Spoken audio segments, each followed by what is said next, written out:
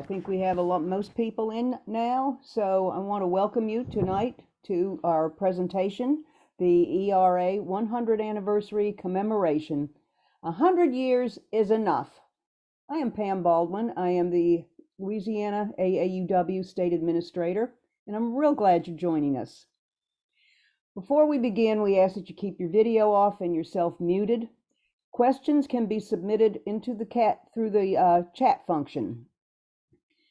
And it's a little bit about AAUW. We are a national organization, been around for over 140 years. AAUW Louisiana has been active for over 100 years. We've been working toward equality, equity, and opportunities for women for that long. We've been active at the state capitol lobbying for the ERA, pay equity, and many other issues for over 10 years. And as you know, without a whole lot of success. On the national level, AAUW has been working to get the ERA passed for over 100 years. 10,000 Women Louisiana is a newer organization. Angela Adkins will speak on that soon. And the hope is, in joining forces, that we can perhaps affect change better than on our own. So I'm now going to run a brief video for you that has been produced by the ERA Coalition's National Strategy Task Force, a group of over 80 organizations that speak to the effort to get the ERA published and entered into the Constitution as the 28th Amendment. And I'm going to go off video and we're going to start the video for you.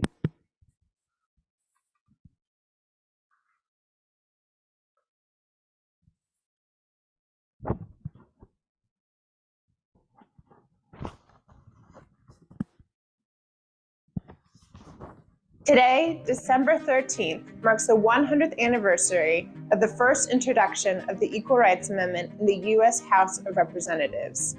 100 years. We are not willing to wait one more year for our rights to be protected in the Constitution, regardless of sex. After a century, the demand for constitutional sex equality is long overdue and more urgent than ever.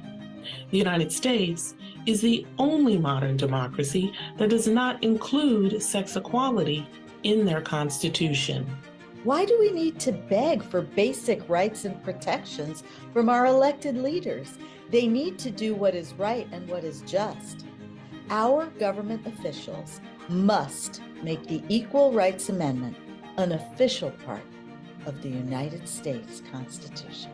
We're witnessing the erosion of rights and protections for women, LGBTQIA+ people, and gender-expansive people before our very eyes. Anti-transgender laws are on the rise across the nation, and we continue to see censorship and silencing of Black and Brown communities, and the banning of the true history of our country. All of this highlights the urgent need to publish the Equal Rights Amendment. The Supreme Court's narrow view on sex equality, as expressed in the recent Dobbs decision, also underscores the need for the Equal Rights Amendment. Our laws are not sufficient to protect us against sex discrimination, and the Dobbs decision made that painfully clear. If the ERA had been published in January 2022 as the 28th Amendment after its ratification in 2020, the outcome of the Dobbs decision could have been completely different or not even up for debate. Nearly 80% of people want to see the Equal Rights Amendment in our Constitution where it belongs. And we have the support of the international community through the United Nations. The UN Human Rights Committee is calling upon the United States government to include explicit protection against sex and gender-based discrimination through an Equal Rights Amendment, following statements from the ERA Coalition in partnership with Equality Now and other leading human rights organizations this October in Geneva. The committee's recommendation underscores that the Equal Rights Amendment is foundational to achieving sex and gender equality, as well as addressing sex and gender-based issues like human trafficking, domestic violence, and female genital mutilation / circumcision that were brought up in the committee. The mission to see the ERA published in the U.S. Constitution is as fiercely urgent today as it was 100 years ago. Our elected leaders must stop pointing fingers at who is responsible for righting a century of harm. And it's time to stop the blame game and hold them all accountable for the ERA's publication with no more obstacles and no more delays. The call for the ERA's publication from the people will bring us closer to the promise of the U.S. Constitution, a promise that remains unfulfilled. It will secure a fundamental human right and protect us all from discrimination based on sex. It's time, long overdue. That's what we keep on saying. But 100 years is 100 years of injustice, and it's needed. The Equal Rights Amendment should be published immediately and recognize that it is the 28th Amendment to the United States Constitution. We are closer than we have ever been to finally having the 28th Amendment in our Constitution. Together, we are making history. Join our movement of movements. Sign the ERA petition and help create a future that makes equality a reality for all.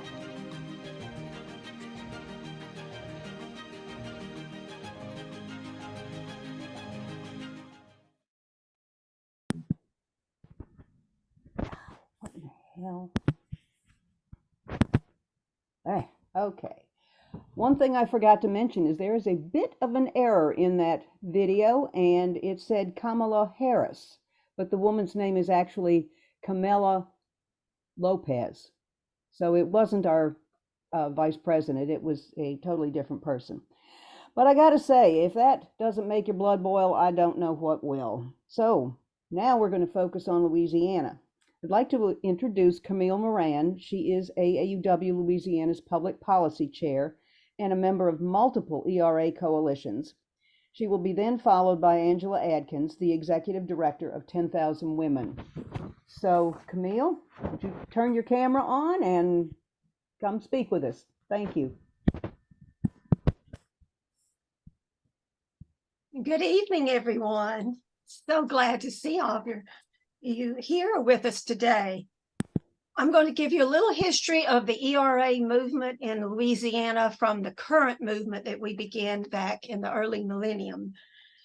First of all, I would like to say that Louisiana has always been at the forefront of the action when it comes to ERA ratification. In the 70s and 80s, when the national movement was at a fever pitch, the ERA was introduced many times in the legislature. In fact, some of you may have worked on the ERA during this second wave. I believe that Angela did in the 1980s. I started working in the early 90s when I joined Business and Professional Women of Louisiana. I've worked ever since with BPW and with AAUW and other organizations. During the 90s, things were rather quiet legislatively, although we continued to work behind the scenes feverishly. In 2004, a meeting was held in Baton Rouge to form our current Louisiana ERA coalition, which many of you belong to at this time. The first thing we did was to purchase a long ERA banner to march in the funeral dirge parade in New Orleans on Inauguration Day 2005, in opposition to the re-elected Bush regime who opposed women's rights, as you know, and that would include the ERA. So that was our first order of business, was to oppose the inauguration.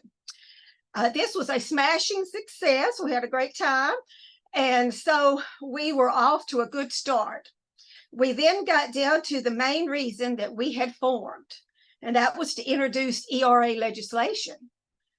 After a brief period of formation and planning in the first few years, in 2007, we introduced for the first time with sponsor Representative Monica Walker. And it was a great day, an exciting day. I can see it just as if I were looking at the room right now. We had a sea of red. Unfortunately, not all of the ladies in red were with us. Some were with the opposition, the Louisiana Republican women. So it was an interesting mix there. Unfortunately, we lost by one vote. The testimony and the everything, the rebuttal, everything went very well, but unfortunately we lost, come up short by one vote in the committee, which was the Civil Law and Procedure Committee of the House. So after that, we were disappointed, but we felt like, hey, that's really good to do for the first year, to only lose by one vote. First year getting back to it, that is. And so we felt optimistic. So we waited out, we set out a year, and then we went back in 2009, and we had a new sponsor, Senator Yvonne Dorsey of Baton Rouge. And she introduced the bill in committee in the Senate and Governmental Affairs Committee. Well, guess what? Once again, we lost by one vote. Seems to be kind of the story of things. But we were not deterred, so we went back to the drawing board, and we just decided we were going to really learn our stuff, and we were going to educate people. So we spent a long time educating the people of Louisiana about the Equal Rights Amendment and the need for it. And so then we felt like we were ready to try again way after that in 2017. And so Senator Dorsey was once again our sponsor. She was then Senator Cologne. And unfortunately, she became very ill during the session and had to step down. And Senator Troy Carter, who is Congressman Carter now, he graciously stepped in to replace her. We had great momentum that year. I mean, this was by far our best run at it. I mean, we had very good public support, just a lot of momentum in every way, media, you name it. And we really thought it was going to be our time. But, and in fact, it seemed to be. The first thing that happened was we made it out of committee. That was the first time in Louisiana that an ERA resolution has ever made it out of committee. So we were so excited about that. And we just knew we were on the way. Well, as luck would have it, unfortunately, that was not to be. But it wasn't because we lost, ladies. It was because we weren't allowed a vote. We were not allowed a vote on the Senate floor by then Senate President John Alario. He said that it was because the time was running short and because there was a lot of, budget issues that year and all of that. But we know the truth. We know that it was because they were afraid. They knew we had the momentum and they were afraid it was going to pass. So he just denied a hearing. So our sponsor couldn't get up on the floor to debate. So it was a really upsetting time that year. And, that was one that's hard to get over, but we kept on, we persevered. And my co-campaign leader, Angela Adkins, whom you just met, she and we tried again in 2019, and I'm going to let her fill in you a little bit on what we did that year. And thank y'all. Thanks, Camille.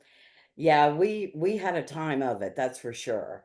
So in 2019, we spoke with Senator J.P. Morrell, which a lot of you know, and he agreed to carry the resolution, and he did a fine job of it. But we were not successful, and we did try very, very hard, and he worked with us nonstop through the session in 2019 to make this a reality. But, sorry, I'm the weepy one. But anyway, so, we tried, and during that time frame, Nevada did it. So, I'm going to introduce our keynote speaker. Jeri Burton is the co-executive director of Nevada Now. She previously served on NOW's national board as a representative for the Western region. And she's also on the advisory board for the Las Vegas chapter of the National Action Network and on the board of the Progressive Leadership Alliance of Nevada. She is a mom, grandmother, wife, and native Nevadan, and works every day to achieve equal rights for all. Won't you welcome Jeri Burton? Thank you, Angela. But first thing we have to do is get you to say it right. It's Nevada, like Nevada. Come to Nevada. We're very particular about that. If candidates come. So yes, thank you. We're like that about New Orleans. Oh yeah, It's I'm not sure New Orleans, it's New Orleans. Yeah, Orleans, they always say yes. Well, thanks so much for inviting me. I love being around ERA activists and people who want to learn more about it. It's become a passion of mine, as you know. So I guess I just want to start off by why I became an ERA activist, I guess. I met Nevada State Senator Pat Spearman, and if any of you've met her or seen her speak, you'll understand why. She is so dynamic. We never want to. No one wants to speak after Pat, and she was running for Congress at the time, and we were interviewing her, and I just wanted to follow her everywhere. So before that, Nevada Now. So I'm the co-executive director of Nevada Now. And I'm 65, and in my 40s, I was the state president for Nevada Now as well. And we were involved back in March 2017, when thanks to Pat Spearman, Nevada became the 36th state. It was the first state since 1977, 35 years after the original deadline to ratify the ERA. And she's been such a role model for me. I became very involved with National Now as the chair of the ERA committee. And after passing it in Nevada, of course, then we needed to get Illinois and Virginia. So I as the ERA, we're all volunteer with National Organization for Women. So I was talking to someone in Virginia who was saying they really needed help because what they were trying to do is do like we did in Nevada, which is get good equality candidates elected. So we traveled there. I traveled there for a couple of weeks, stayed with Pat Roos, if any of you know Pat in Virginia, and work with Virginia Now, first to help elect these equality candidates into the legislature. And then, to have it pass. So it did pass in January 27th, 2020. So the state of Virginia made history and became the 38th state to ratify the ERA, as you know. So working with Pat, I also became involved. We've been working really hard to get the things you saw that the ERA coalition is. I'm on the ERA coalition as well with Now and Nevada Now. And we know there are several different avenues to get it ratified. So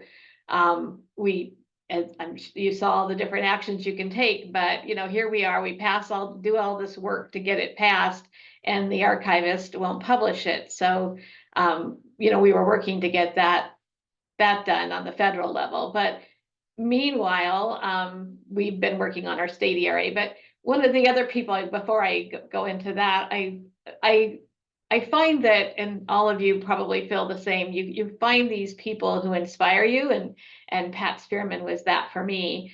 But a few years ago, I saw an interview that Ann Curry did on Zoe Nicholson. She lives in Long Beach right now. She's 75, still a big ERA activist every day. But she was one of the 7 women who fasted in the Illinois Rotunda to try to get Illinois to be one of the states needed before the deadline in 1982.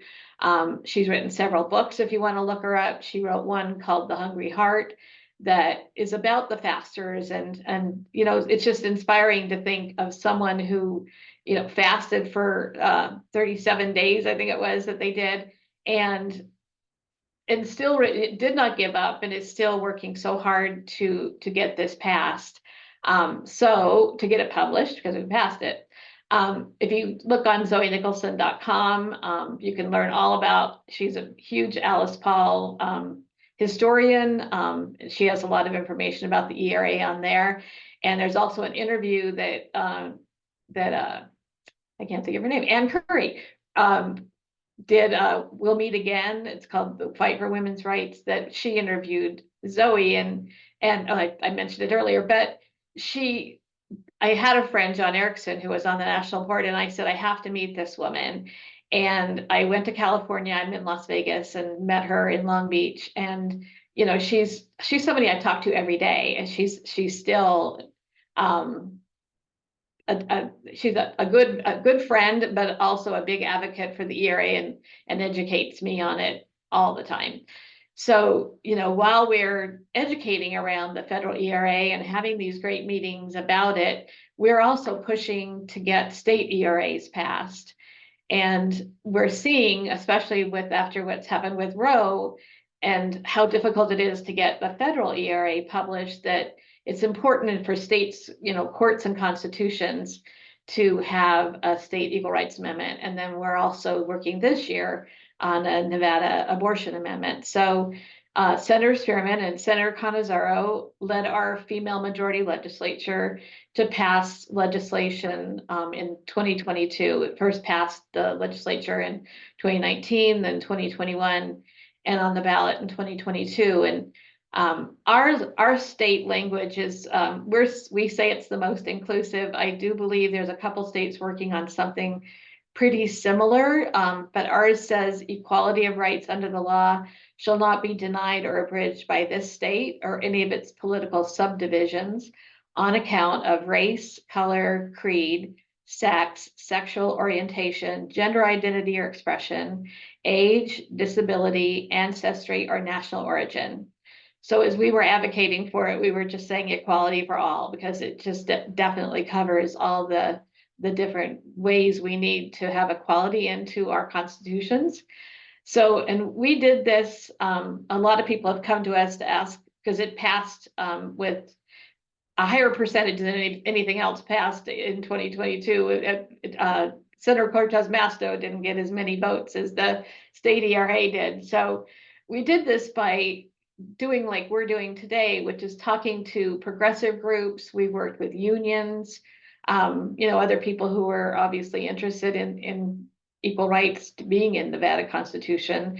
But we went to, I have a list of all the things we did. We went to 5 rallies, we were in 4 different parades, and this is Nevada Now. We worked with lots of other people, but we put this together, and after passing it, you know, in the legislature, we carried the activism part of it. So we had 4 parades, 5 festivals, 10 virtual meetings. We did postcard writing parties and phone banks. Every Wednesday, we would do a Wednesday with Nevada Now, and people could come in person to meet with us. And it was right after the pandemic, so it was a big deal to have in-person meetings, you know, as we're finding it still the case in a lot of ways. We held PAC, we have a Nevada Now PAC, we've held PAC fundraisers to elect equality candidates, and we had 84% success rate on endorsed candidates. But the biggest thing we did was we worked with so many groups in and around the country, really, because we had Kate Kelly come out, and she stayed at my house, and we wrapped my husband's truck in ERA art, and we would drive that thing all over, literally all over Nevada. But we worked with Planned Parenthood Votes, Reproductive Rights for All, which is the old NARAL, One AAPI for the AAPI community, Progressive Leadership Alliance of Nevada. We worked with Generation Ratify, and Samantha Glover is our Nevada rep there. We had Silver State Equality, National Action Network, working with Dr. Bush, Make It Work Nevada, and then the Wild West Access Abortion Fund. But I think one of the key things we did that really made a difference on our ballot was working with unions. And I think that's something that we need to pay more attention to around the country. We have a very strong culinary union. They had it on all of their walk cards for us. And SEIU is one of the big unions here for the Strip.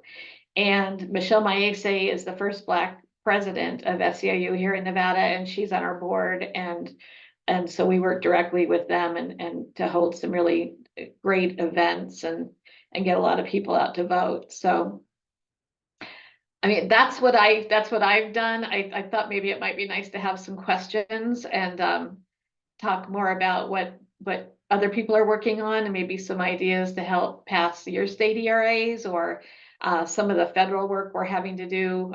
You know, they talked about the different bills that need to pass, but the biggest thing I think is that, you know, President Biden has not published the ERA either. Trump wouldn't do it because of the memo that came from Barr, but we when President Biden and VP Harris were running, they both promised to carry this when they got in, and we've seen no movement there.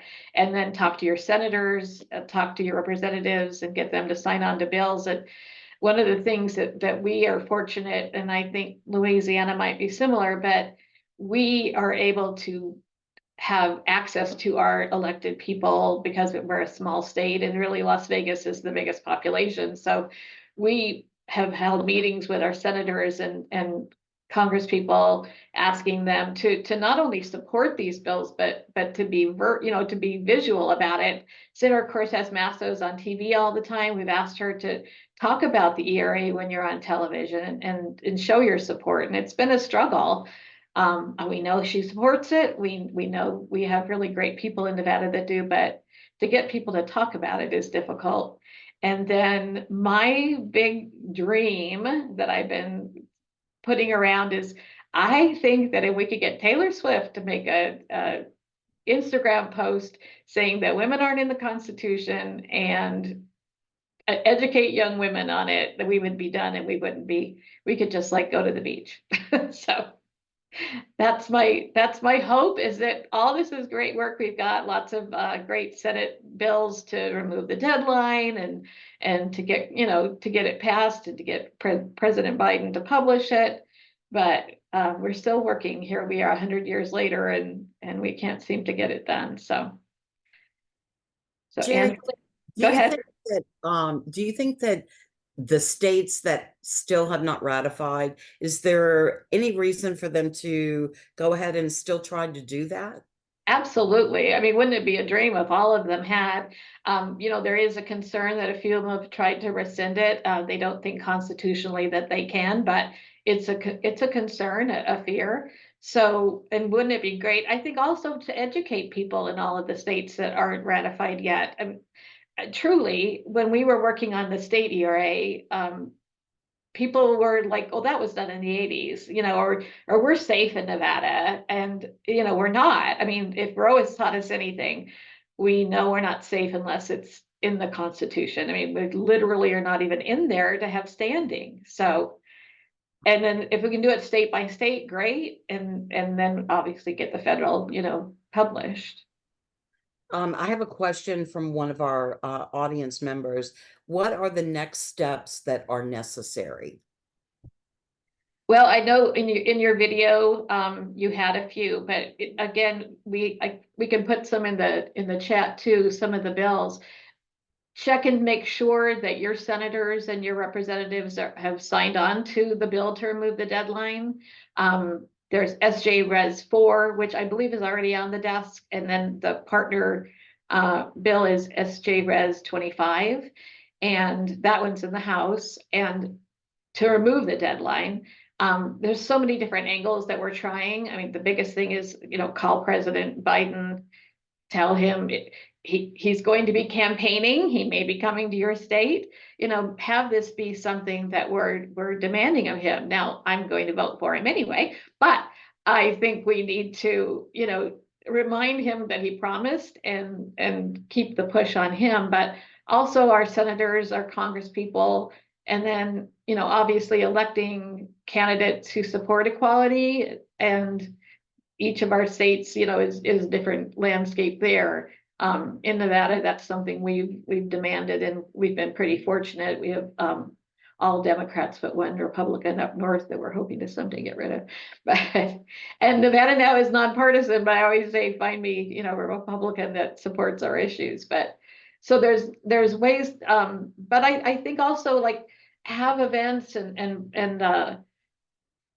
educate young women in particular that they're not in the Constitution. They truly don't know. When you talk to people about it, it seems to come, like they thought it was done in the 80s.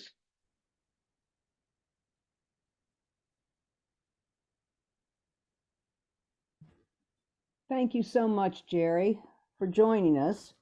And I've got some questions. I don't see that anyone else have added a whole lot, but you sort of talked about this one. Oh, I got to start my video. Sorry. Oh, it's okay. I feel like I'm looking at names, Yeah. No, I just got the co-host asked you to start your video. Okay.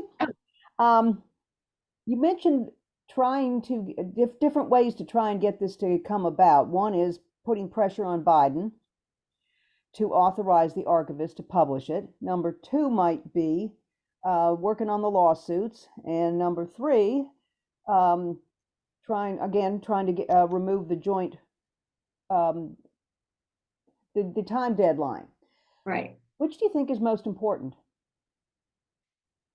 I personally think having Biden publish it because, we worked on this, it's done. We've got the 38 states.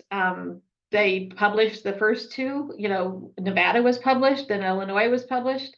And then when that memo came out, they put asterisks by our names and, said that they didn't count after all. So, the archivists agreed that that they were valid before. And then, like I say, we've had conversations with Biden and certainly VP Harris when they were campaigning for president and promised to do just that. And, I have seen VP Harris since then several times and she, supports it, but it's just not getting done. And so I think removing the deadline is great. I mean, I think all the angles need to be tried, but the bottom line is we worked all this time and got our states. We did what, I remember Zoe telling me that when Alice Paul heard that there was a deadline, she cried because she knew that was a way to stop it. And it's been successful, but I mean, we've done the work, we've done the activism around it. Now it's his turn to do what he promised. So here's another question submitted through our chat. If someone is running for office, how can they get the fantastic resources to help educate people and ensure all facts and dates are exact? Well, I mean, there is information. This ERA Coalition has a lot of information on their website. There's several ways to get the history of it and educate people around it. To me, the biggest thing is to talk to whether you're talking about someone in Las Vegas, in your city or in your state or, federally, that they are equality candidates. One of the things that I know Virginia worked on, they found that if you don't get people elected who support this, they couldn't get the ERA passed in Virginia until they did. And then once they did, it just happened. They'd fought all that time to get it ratified. And once they had a legislature in place that supported equality, then the fight was to get the people in to get it done. So, now that we have a PAC and we endorse candidates with Nevada Now PAC, and it's one of our key, pieces that we have 6 core issues with the National Organization for Women, but if they don't support equality and if you're in a state that's not ratified or they don't want to sign on to the bill or then we don't endorse them. So I think talking to your electeds and educating them around it and then demanding that they support it. And you did say that the present archivist is in favor of this, right? Because we know the previous one didn't seem to want to do this. I don't think that's true. When she was, and it could just be that she's dodging the whole thing, but I was trying to remember, I had her name written down. It's Colleen. Anyway, I'll find it. But when she was became archivist, she didn't sound like she supported it, like or was trying to stay middle of the road about it. So we don't have it, we don't have her support at this point. So that is another thing. I mean, it was the memo from Trump to Fierro that stopped it in its tracks. Possibly she could be the person that could move it forward, but I believe she's waiting or is getting instructions from Biden, and she hasn't had that. If anything, I think it's been the opposite. There's been a couple of court cases that our Attorney General, Aaron Ford in Nevada, has been involved with to try to move it forward because, he was part of getting this done in Nevada, and, it's just not going anywhere. So I don't know that that's true. Okay. So another angle. Yeah. So Pam, I have another question that came into my chat. Yeah. It says, what is the main reason that people give for not voting for it? So that's a good question because it's very depending on like where you're from, I suppose too. But I think, back in the day, Phyllis Schlafly was telling women that they won't, that'll take rights away from them, that all the rights we had worked for would be taken away from us. So she was convincing, and that's how it kind of stalled in the 80s. But right now, it's stupid. Well, I don't know, a bad word, but it's when you hear people like when you're testifying for the bill and the opposition comes on, it's things like, we'll have to use the same bathroom. Well, we're using the bathroom. I mean, how many bathrooms do you go into that just say, they don't restroom? There's, men will start playing in women's sports. So we're really big in Nevada now. Right now, we're supporting women's sports in Nevada. It's fun activism, and every time I say something about our supporting women's sports, I get the what about people, trans people who are trying to, and it's not a thing. I mean, there's there's like 4 people in the whole entire United States that have ever done it. So that is it's those kind of arguments that are against it, but it seems to, really concern people. But like I say, in Nevada, it passed, with I think we got like 62% of the vote, something like that. It passed on the first time around, and we didn't get much opposition. We joked about it because Kate Kelly came, and she ended up, if you don't know Kate Kelly, you should. She's in DC right now, but she came and lived with us for a couple months in my house, actually, and we couldn't go to we were trying to be everywhere. And she went out to Sun City Anthem, which, if you know Vegas at all, it's more towards the Henderson area. And we thought we were going to a Democratic thing, and it turned out to be a golf course club people, and they were all Republican and white and old. And it turns out that was our opposition. So it was like she could hardly get a word in. They were after her about, trans people and bathrooms, and it was pretty horrifying and funny afterwards because there was no convincing them, to vote for it. But it did show us where our opposition was, and they were old and white and played golf. So. Yeah, the pushback that we saw here was usually around abortion, because they were still so hell-bent on, banning abortion every which way, they could. And they just saw passing the ERA resolution as a way to just, abortion free for all.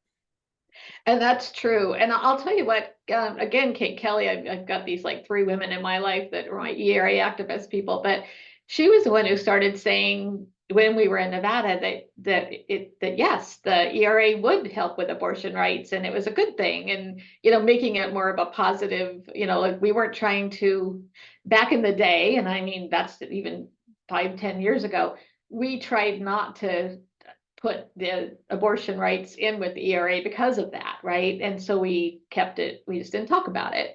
Now I think everyone's talking about it because we're getting our rights taken away from us, and we need an abortion amendment in the US Constitution. And our next push this next year, we've already passed it twice once in our legislature in Nevada, but we're going to do a abortion amendment on our next. We're trying to get ready to get signatures for it for 2024, and that's going to be our big push to get that into the Constitution, because we know if it's not in the Constitution, it's we don't have rights. Another question from the chat. Are there any recent field organizing materials to promote the ERA that we could get our hands on? Well, I turn again to the ERA Coalition. They've got I think they've got 200 organizations that are partnered underneath it. I know there's a young woman in Long Beach that's a friend of Zoe. She's actually got her active, and she's going to have an action out front of the White House where, with Silent Sentinels are going to be standing out in March for, Women's Equality Month. So I think there's things like that. Probably the ERA Coalition has the best information on if you want to look at the bills, if you want to see, they've got links to who has already signed on to it. They've got a petition to have President Biden publish that you can have people sign. They're trying to get signatures for that. That I think that would be the best place for resources. But watch and feel free to send me an email at jeri@nevadanow.org, JERI, and I can give you some information about some of the actions that are going on around. Ashley is the young woman name in Long Beach, and she's putting together a really aggressive plan to be out front of the White House for most of the month of March with a bunch of people. So that would be, it's something that she's obviously going to need people to join her and be there. So, what do you think the most severe impediment is that we're facing to try and get this ERA actually published? I personally think it's getting people, again, I've got two senators who are amazing, Senator Rosen, Senator Cortez Masto, both support it. But to even get them to talk about it is difficult. It's not a priority issue, I think, is our problem. And we aren't, that's why I have my dream of Taylor Swift. I think if women knew, and if we could educate young women in particular, that they're not even in the Constitution, that we don't have, the word woman is not even there. If we could get people talking about it and make it a priority, from state senators to, to the President of the United States, it would be done. And it isn't, I often bring it up, like if I'm at a union event or something, it's like, please, mention the ERA when you're in your next event. It's just not, I think that's our biggest impediment, is it's not a priority. Makes sense. But that's, again, if women don't demand it, right? If we don't start doing something, if we don't continue, not start, we've been doing it for 100 years. But, back in, when National Now was involved with trying to get it moved, I think in the 70s, they had, like 100,000 people in the streets in DC. We can't seem to get that kind of attention or make it a priority to even just people, to women. Does anybody have anything else? Otherwise, I will say, Jeri, thank you so very much for joining us. Oh, thank you for inviting me. This is lovely. And as part of the end of this, we plan to send out a summary email with a lot of links in it that we have talked about. So you'll get the links where you can find them easily. And that's about it. So I thank you all very much. Thank you for your activism. Thank you, everyone. Thank you, Jeri. It was good to see you again. And everybody look for the follow-up email. And don't forget that legislative session starts March 11th. Check your inbox. Yep. Thank you all again. And have a wonderful night. And don't get too cold. It's coming. Thank you all. Bye. Bye-bye. Thanks. Night. Good Good night. night.